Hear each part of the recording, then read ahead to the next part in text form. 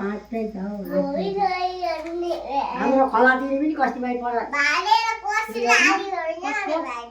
कविताको त खना दिने बताऊ ए जानु भएन हेर्नु हाम्रो नातिनी हो तपाईँ जानु पर्थ्यो नि हेर्नु खाना दिनु सकेर जानु कुनै दिन लिएर आउँछ होला नि त जानु हो सकेको जानु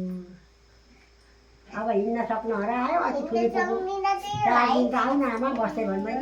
बाबै नातिलाई बोलाउनु अघि बोलाएको आइनु बोलाउनु नि एकपल्ट कालो रहेछ हो पनाती बताऊ हो बाबैको चस्मा बनाइदिनु पर्ने रहेछ बाबै जस्तै ओडा मै काले भने कि चस्मा बनाइदिनु पर्ने रहेछ बाबैलाई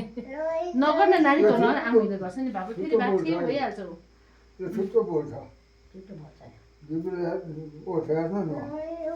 भर्खर 4-5 महिना हुँदैछ नगर्न आमाले कहाँ हो 2 महिना ए 2 महिना 2 महिना 15 दिन कसो भन्छ पर्ला पुर्लो सबै हेर्छ तपाईँ यता हो तपाईँ टङ्क हुनु पर्यो नि त हौ दादा सिधा 10 तारिक चाहिँ 3 महिना पुग्छ अर्को महिना 10 तारिक मेरो त नाति छँदैछ तपर जा तखर्काको छ मेरो नाति होइन ओजस कहाँ गयो बाबैसँग छ कि जा ल